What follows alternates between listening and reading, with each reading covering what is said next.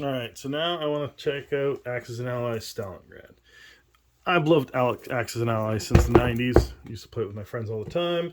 Um, Originally, I wasn't interested in the non World War II, or sorry, the non, you know, the basic map, the original Axis and Allies. But since then, I mean, they put out Europe and Pacific in the 90s. I wasn't interested in those until I discovered that Europe and Pacific, the new versions, could be combined into a giant Axis and Allies map. And then that kind of convinced me because I'm still kind of doing the original Axis and Allies. And then they put out a 1917 version, and I was convinced I have no interest in that. And I played it at Gen Con in, was it 2019 with my friend Sean and some people I met at Gen Con, and it was fantastic. It simulated trench warfare so amazingly, and it was kind of a cool game. And so I decided to order Stalingrad, and I just want to see what's in it and what you get. So, you get a nice little rule book here. Oh, it's a full color rule book.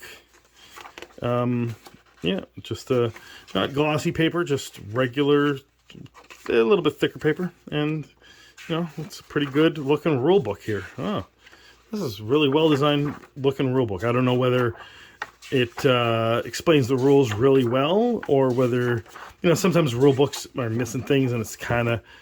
But I expect Axe and Eyes has been around long enough that they kind of got a handle on that, right?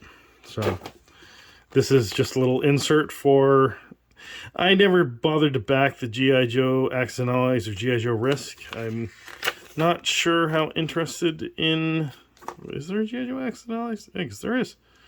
I mean, I'd be more interested in G.I. Joe Axe and Allies than G.I. Joe Risk. But I don't know. I'm still on the fence about those things. Like I'm barely accepting the Axis and Allies that aren't basic Axis and Allies. So anyway, these are your Allies reference chart, and obviously you're just the Soviets and the Germans, as far as I could tell. And then you got the attack and defend chart, which has been around forever. Then you got a lot of punch outs for unsupplied.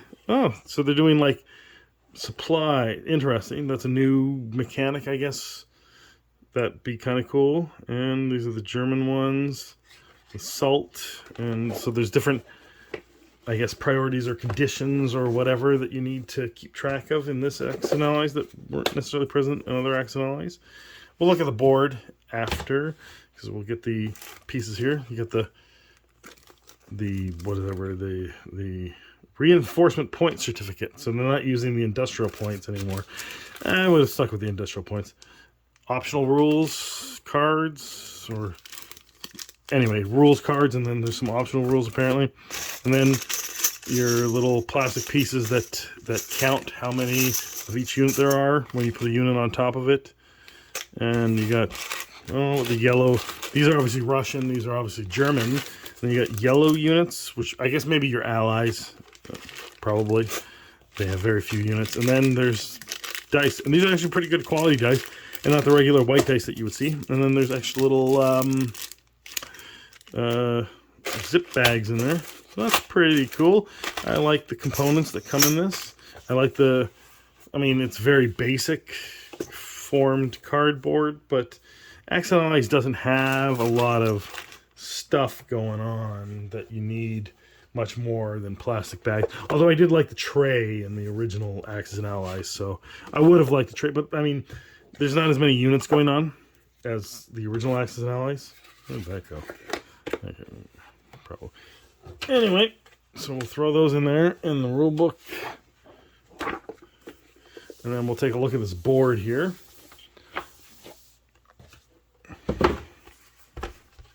Oh, it comes in two parts.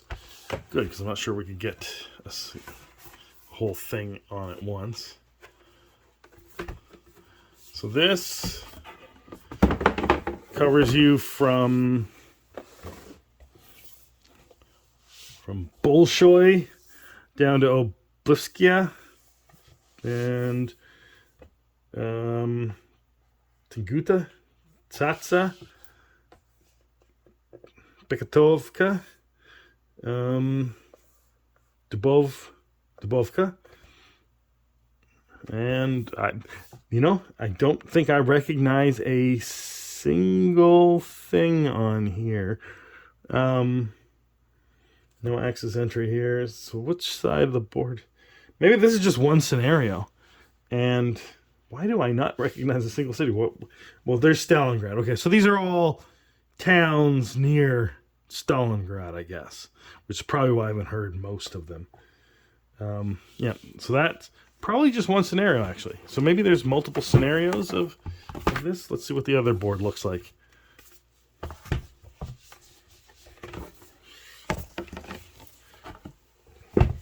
Oh, this is more of a zoomed-in Stalingrad. Okay. I'll turn it around this way, but just so we can get as much of it in as possible. So you got Gumrak here, Orlovka,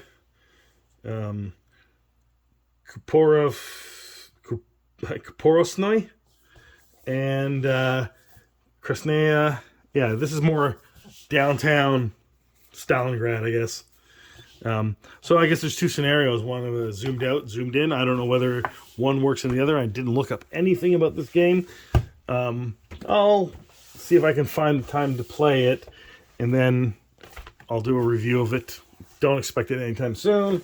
I work about 80 hours a week. There's not much time I have for gaming, but I try to fit stuff in once a month or so.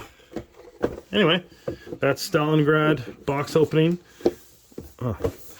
It's very tight, and the air gets caught up in there, so they could make it a little bit looser. I don't like it when the boards get so tight, because that air is hard to move around. But I guess eventually it goes out. But Renegade Game Studio has been doing a great job with all the different properties they're handling, and I don't see them enough at my distribution. But anyway, let me know what you think in the comments below, and have a good day.